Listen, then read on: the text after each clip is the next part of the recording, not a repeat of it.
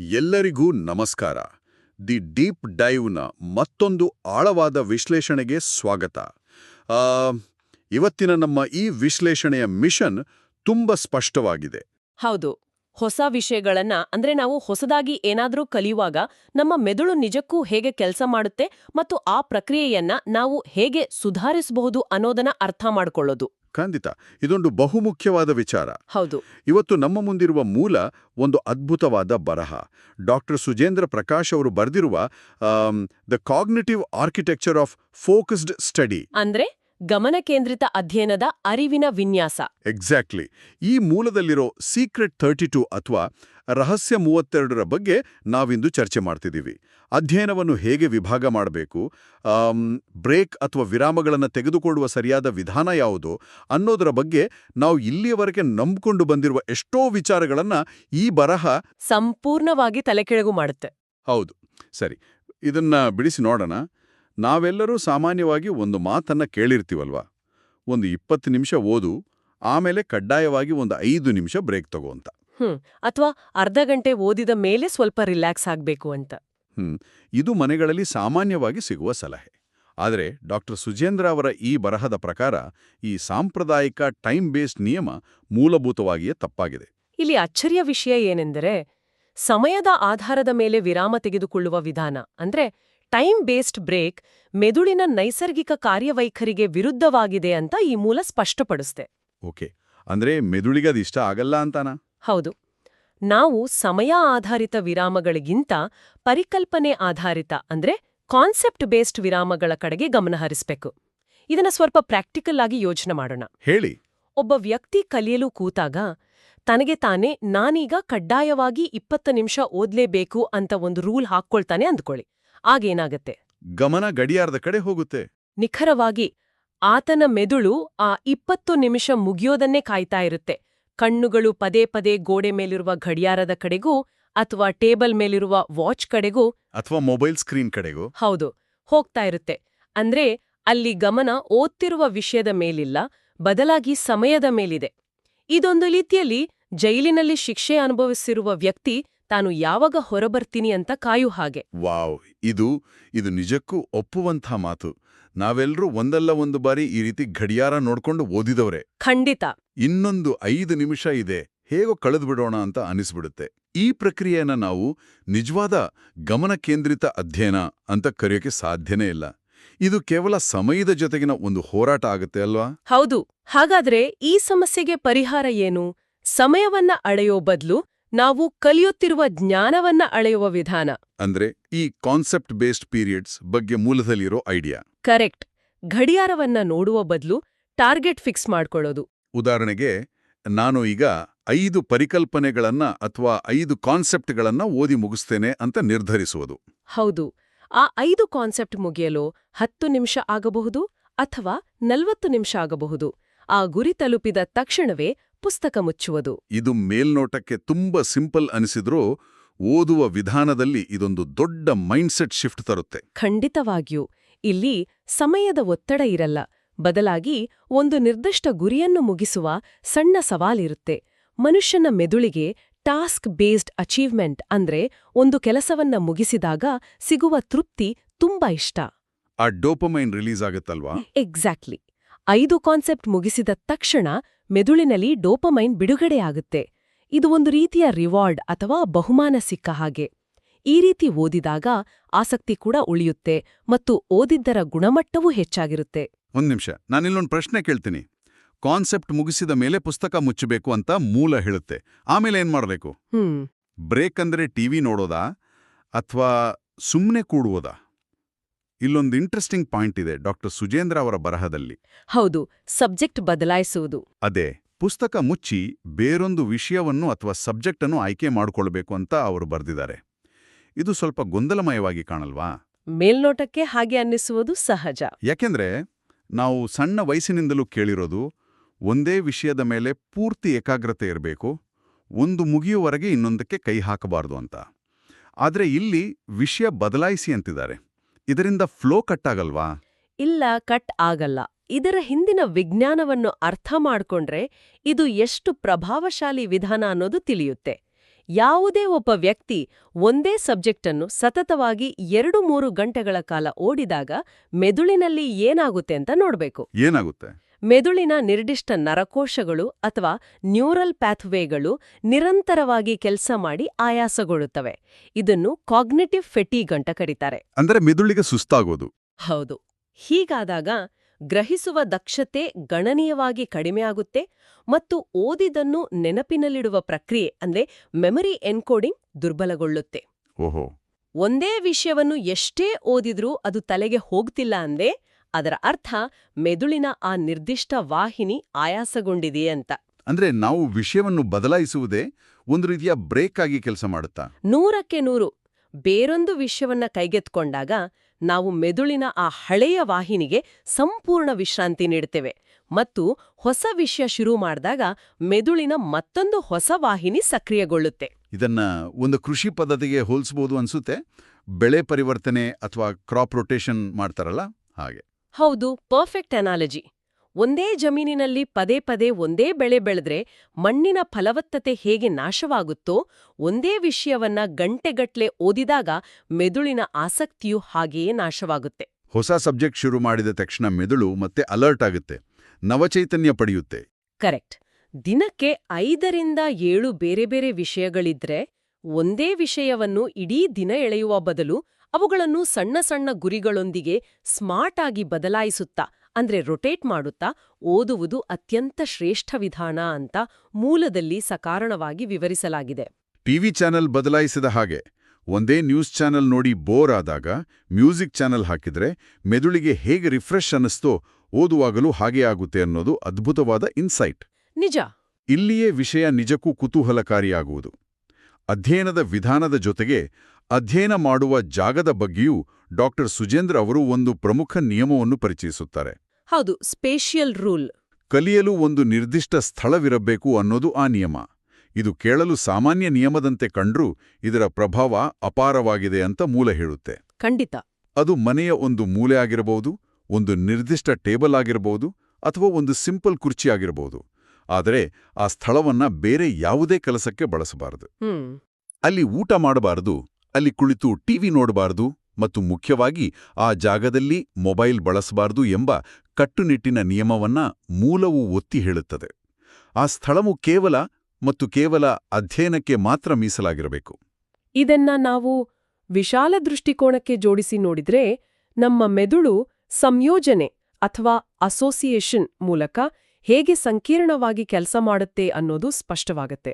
Association ಅಂದ್ರೆ connect ಮಾಡ್ಕೊಳ್ಳೋದಲ್ವಾ? ಹೌದು. ಮನುಷ್ಯನ ಮೆದುಳು ಪರಿಸರ ಮತ್ತು ಚಟುವಟಿಕೆಗಳ ನಡುವೆ ಒಂದು ಕೊಂಡಿಯನ್ನು ಅಂದ್ರೆ ಒಂದು ಲಿಂಕ್ ಅನ್ನು ಬೆಸೆಯುತ್ತದೆ. ನಮ್ಮ ಮೆದುಳು ಭೌತಿಕ ಸ್ಥಳಗಳನ್ನ ತುಂಬಾ ಬೇಗನೆ ರೆಕಗ್ನೈಸ್ ಮಾಡುತ್ತೆ. ಓಕೆ. ಇದನ್ನೇ ಸ್ಪೇಷಿಯಲ್ ಅಸೋಸಿಯೇಷನ್ ಅಂತ ಕರೆಯೋದು. ಈಗ ಒಂದು ಉದಾಹರಣೆ ನೋಡೋಣ. ಎಷ್ಟೋ ಜನ ತಮ್ಮ ಹಾಸಿಗೆಯ ಮೇಲೆ ಕುಳಿತುಕೊಂಡೇ ಓದ್ತಾರೆ, ಅದೇ ಹಾಸಿಗೆ ಮೇಲೆ ಲ್ಯಾಪ್ಟಾಪ್ ಇಟ್ಕೊಂಡು ಸಿನಿಮಾ ನೋಡ್ತಾರೆ. ಅಲ್ಲೇ ಕುಳಿತು ಊಟ ಕೂಡ ಮಾಡ್ತಾರೆ. ಹೌದು. ಇವೆಲ್ಲವನ್ನೂ ಒಂದೇ ಜಾಗದಲ್ಲಿ ಮಾಡಿದ್ರೆ ಮೆದುಳಿಗೆ ತೀವ್ರವಾದ ಗೊಂದಲ ಉಂಟಾಗುತ್ತೆ. ಅಂದ್ರೆ ಮೆದುಳಿಗೆ ಮಿಕ್ಸ್ಡ್ ಸಿಗ್ನಲ್ಸ್ ಹೋಗುತ್ತೆ ಅಂತನಾ?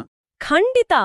ಆ ಜಾಗಕ್ಕೆ ಹೋದ ತಕ್ಷಣ ಮೆದುಳು ಯೋಚನೆ ಮಾಡುತ್ತೆ, ಈ ಸ್ಥಳದಲ್ಲಿ ಈಗ ನಾನು ನಿದ್ದೆ ಮಾಡಬೇಕಾ, ಜೀರ್ಣಕ್ರಿಯೆಗೆ ಒತ್ತು ನೀಡಬೇಕಾ, ಎಂಟರ್ಟೈನ್ಮೆಂಟ್ ಮೋಡ್ಗೆ ಹೋಗಬೇಕಾ ಅಥವಾ ಏಕಾಗ್ರತೆಯಿಂದ ಕಲಿಯಬೇಕೆ ಅಂತ. ಈ ಗೊಂದಲದಿಂದಲೇ ಅಲ್ವಾ ನಾವು ಓದಲು ಕೂತಾಗ ವಿಪರೀತ ನಿದ್ದೆ ಬರುವುದು ಮತ್ತು ರಾತ್ರಿ ಅದೇ ಹಾಸಿಗೆಯಲ್ಲಿ ಮಲಗಿದಾಗ ಎಷ್ಟೇ ಪ್ರಯತ್ನಪಟ್ರೂ ನಿದ್ದೆ ಬಾರದಿರುವುದು. ನಿಖರವಾಗಿ. ಒಂದು ಸ್ಥಳ ಅಂದರೆ ಒಂದು ಕೆಲಸ. ಇದು ಮೆದುಳಿಗೆ ನೀಡುವ ಅತಿ ಸ್ಪಷ್ಟವಾದ ಸಂದೇಶ. ಅಧ್ಯಯನದ ಸ್ಥಳಕ್ಕೆ ಹೋದ ತಕ್ಷಣ ಮೆದುಳು ಆಟೋಮ್ಯಾಟಿಕ್ ಆಗಿ ಫೋಕಸ್ ಮೋಡ್ಗೆ ಶಿಫ್ಟ್ ಆಗ್ಬೇಕು. ಅಂದ್ರೆ ಹಾಸಿಗೆ ಕೇವಲ ನಿದ್ದೆಗೆ, ಡೈನಿಂಗ್ ಟೇಬಲ್ ಕೇವಲ ಊಟಕ್ಕೆ. ಹೌದು. ಈ ರೀತಿಯ ಸರಳ ಜೀವನ ಶೈಲಿಯ ಶಿಸ್ತು ನಮ್ಮ ಏಕಾಗ್ರತೆಯನ್ನ ಹೇಗೆ ತಾನಾಗಿಯೇ ಮತ್ತು ನೈಸರ್ಗಿಕವಾಗಿ ಹೆಚ್ಚಿಸುತ್ತೆ ಅನ್ನೋದನ್ನ ಈ ಅಧ್ಯಯನ ತುಂಬಾ ವೈಜ್ಞಾನಿಕವಾಗಿ ವಿವರಿಸುತ್ತೆ. ನೀವು ಎಲ್ಲಿ ಕಲಿಯುತ್ತೀರಿ ಅನ್ನೋದು ನೀವು ಹೇಗೆ ಕಲಿಯುತ್ತೀರಿ ಅನ್ನೋದ್ರ ಮೇಲೂ ನೇರವಾದ ಪ್ರಭಾವ ಬೀರುತ್ತೆ. ಇದು ಎಷ್ಟೊಂದು ರಿಲೇಟಬಲ್ ಆಗಿದೆ ಅಲ್ವಾ? ಎಷ್ಟೋ ಜನ ಬೆಡ್ ಮೇಲೆ ಕೂತು ಓದೋಕ್ ಶುರು ಮಾಡಿ 10 ನಿಮಿಷದಲ್ಲಿ ಮಲ್ಕೊಂಡು ಓದೋಕ್ ಶುರು ಮಾಡ್ತಾರೆ. ಆಮೇಲೆ ಕಣ್ಣು ಮುಚ್ಚಿ ನಿದ್ದೆನೆ ಮಾಡ್ಬಿಡ್ತಾರೆ. ಹೌದು. ಕಾರಣ ಬೆಡ್ ಅಂದ್ರೆ ಮೆದುಳಿಗೆ ಅದು ವಿಶ್ರಾಂತಿಯ ಜಾಗ. ಹಾಗಾದರೆ ಇವೆಲ್ಲದರ ಅರ್ಥವೇನು?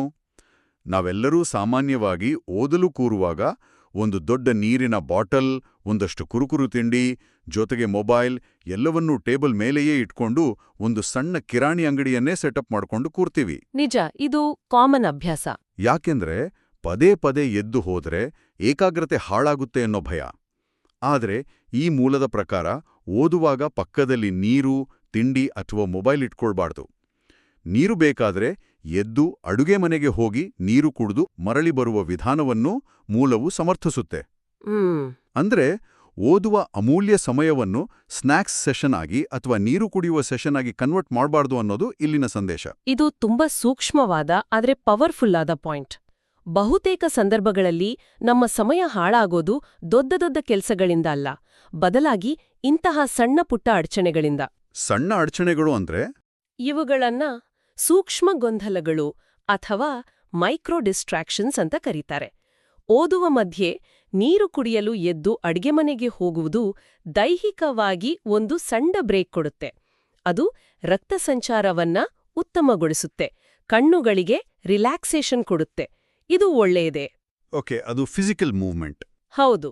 ಆದ್ರೆ ನಾವು ತಿಂಡಿ ಪಕ್ಕದಲ್ಲೇ ಇಟ್ಕೊಂಡ್ರೆ ನಮ್ಮ ಗಮನ ಓದಿನಿಂದ ತಿಂಡಿಯ ಕಡೆಗೆ ಶಿಫ್ಟ್ ಆಗುತ್ತೆ.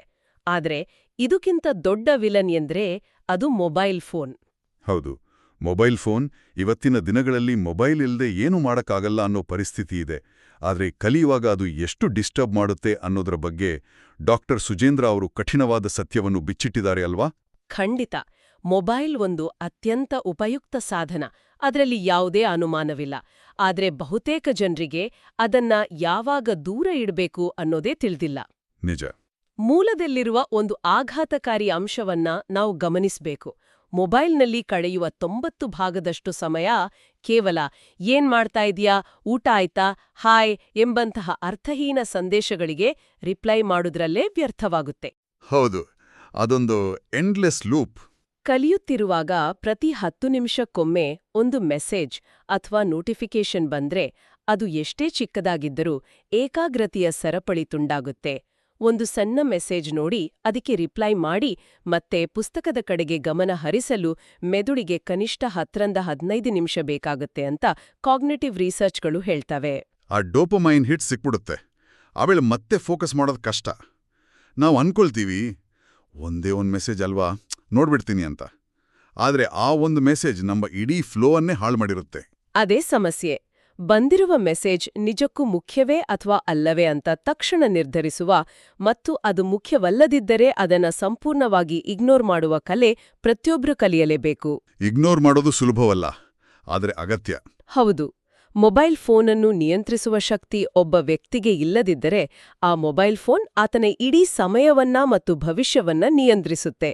ಈ ಎಚ್ಚರಿಕೆಯನ್ನು ಕಲಿಯುವ ಪ್ರಕ್ರಿಯೆಯಲ್ಲಿರುವ ಪ್ರತಿಯೊಬ್ರು ತುಂಬಾ ಗಂಭೀರವಾಗಿ ತೆಗೆದುಕೊಳ್ಳಬೇಕು. ಅಂದ್ರೆ ಓದುವ ಜಾಗದಲ್ಲಿ ಮೊಬೈಲ್ ಇರ್ಲೇಬಾರ್ದು. ಅದು ಬೇರೊಂದು ಕೋಣೆಯಲ್ಲಿದ್ರೆ ಎದ್ದು ಹೋಗಿ ನೋಡುವ ಸೋಮಾರಿತನಮಾದರೂ ನಮ್ಮನ್ನ ಡಿಸ್ಟ್ರಾಕ್ಟ್ ಆಗದಂತೆ ತಡೆಯುತ್ತೆ. ಅದ್ಭುತವಾದ ಮಾತು.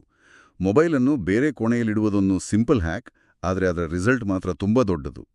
ಈ ಎಲ್ಲ ಅಂಶಗಳನ್ನು ಒಟ್ಟಾರೆಯಾಗಿ ನೋಡಿದಾಗ ಡಾಕ್ಟರ್ ಸುಜೇಂದ್ರ ಪ್ರಕಾಶ್ ಅವರ ಸೀಕ್ರೆಟ್ 32 ಕೇವಲ ಓದುವ ವಿಧಾನವನ್ನು ಮಾತ್ರವಲ್ಲ, ನಮ್ಮ ಮೆದುಳಿನ ಶಿಸ್ತನ್ನೇ ಮರುರೂಪಿಸುವಂಥ ಒಳನೋಟಗಳನ್ನು ನೀಡಿದೆ. ಖಂಡಿತ. ನಾವು ಇಡೀ ವಿಶ್ಲೇಷಣೆಯ ಪ್ರಮುಖ ಅಂಶಗಳನ್ನು ಸಮರೈಸ್ ಮಾಡೋದಾದೆ, ಮೊದಲನೇದಾಗಿ ಸಮಯದ ಆಧಾರದ ಮೇಲೆ ಅಂದ್ರೆ ಗಡಿಯಾರ ನೋಡಿಕೊಂಡು ಅಧ್ಯಯನ ಮಾಡಬಾರದು. ಬದಲಾಗಿ ಸಣ್ಣ ಸಣ್ಣ ಪರಿಕಲ್ಪನೆಗಳ ಟಾರ್ಗೆಟ್ ಇಟ್ಟುಕೊಂಡು ಕಲಿಬೇಕು. ಕರೆಕ್ಟ್. ಎರಡನೇದಾಗಿ ಮೆದುಳಿನ ವಾಹಿನಿಗಳಿಗಾಗುವ ಆಯಾಸವನ್ನು ತಪ್ಪಿಸಲು ಒಂದೇ ವಿಷಯವನ್ನ ಗಂಟೆಗಟ್ಟಲೆ ಎಳೆಯದೆ ಸ್ಮಾರ್ಟ್ ಆಗಿ ವಿಷಯಗಳ ಬದಲಾವಣೆ ಮಾಡಬೇಕು. ಮೂರನೇದಾಗಿ ಮೆದುಳಿಗೆ ಹೋಗುವ ಮಿಕ್ಸ್ಡ್ ಸಿಗ್ನಲ್ಸ್ ತಪ್ಪಿಸಲು ಕೇವಲ ಒಂದೇ ನಿರ್ದಿಷ್ಟ ಅಧ್ಯಯನ ಸ್ಥಳವನ್ನು ಫಿಕ್ಸ್ ಮಾಡಿಕೊಳ್ಬೇಕು. ಹೌದು, ಒನ್ ಪ್ಲೇಸ್ ಒನ್ ಟಾಸ್ಕ್. ಮತ್ತು ಕೊನೆಯದಾಗಿ ನಮ್ಮ ಅಮೂಲ್ಯವಾದ ಏಕಾಗ್ರತೆಯನ್ನ ಕದಿಯುವ ಮೊಬೈಲ್ನಂತಹ ಸೂಕ್ಷ್ಮ ಗೊಂದಲಗಳನ್ನ ಆ ಅಧ್ಯಯನದ ಜಾಗದಿಂದ ದೂರ ಇಡಬೇಕು. ಕಲಿಯುವ ಆಸಕ್ತಿಯಿರುವ ಪ್ರತಿಯೊಬ್ಬರಿಗೂ ಈ ಮಾಹಿತಿಯು ಕೇವಲ ಶಾಲಾ ಕಾಲೇಜಿನ ಪರೀಕ್ಷೆಗಳಿಗೆ ಮಾತ್ರವಲ್ಲ, ಇಂದಿನ ಡಿಜಿಟಲ್ ಯುಗದಲ್ಲಿ ದಿನನಿತ್ಯ ಎದುರಾಗುವ ಮಾಹಿತಿ ಮಿತಿಮೀರುವಿಕೆ ಅಥವಾ ಇನ್ಫಾರ್ಮೇಷನ್ ಓವರ್ಲೋಡ್ ಅನ್ನು ನಿಭಾಯಿಸಲು ಅತ್ಯದ್ಭುತವಾಗಿ ಸಹಾಯ ಮಾಡುತ್ತೆ. ಇದೊಂದು ಪ್ರಮುಖ ಪ್ರಶ್ನೆಯನ್ನು ಹುಟ್ಟುಹಾಕ್ತದೆ. ಓ, ಯಾವ ಪ್ರಶ್ನೆ? ನಾವೀಗ ಚರ್ಚೆ ಮಾಡಿದ ಹಾಗೆ ನಮ್ಮ ಮೆದುಳು ಏಕಾಗ್ರತೆಗಾಗಿ ಭೌತಿಕ ಸ್ಥಳಗಳ ಸಂಯೋಜನೆಯನ್ನು ಅಂದ್ರೆ ಈ ಫಿಸಿಕಲ್ ಸ್ಪೇಷಿಯಲ್ ಅಸೋಸಿಯೇಷನ್ ಅನ್ನು ಇಷ್ಟು ಬಲವಾಗಿ ಅವಲಂಬಿಸಿದೆ ಅಲ್ವಾ? ಹೌದು. ಇದು ಓದುವ ಜಾಗ, ಇದು ನಿದ್ದೆ ಮಾಡುವ ಜಾಗ ಅಂತ ಮೆದುಳು ಫಿಕ್ಸ್ ಆಗುತ್ತೆ. ಕರೆಕ್ಟ್. ಮೆದುಳು ಆ ಭೌತಿಕ ಗೋಡೆಗಳನ್ನ ಕುರ್ಚಿ ಟೇಬಲ್ಗಳನ್ನ ಗುರುತಿಸುತ್ತೆ. ಆದರೆ ಭವಿಷ್ಯದ ಕಲಿಕೆಯ ವಿಧಾನಗಳ ಬಗ್ಗೆ ಒಮ್ಮೆ ಯೋಚನೆ ಮಾಡಿ ನೋಡಿ. ಭವಿಷ್ಯದ ಕಲಿಕೆ ಅಂದ್ರೆ?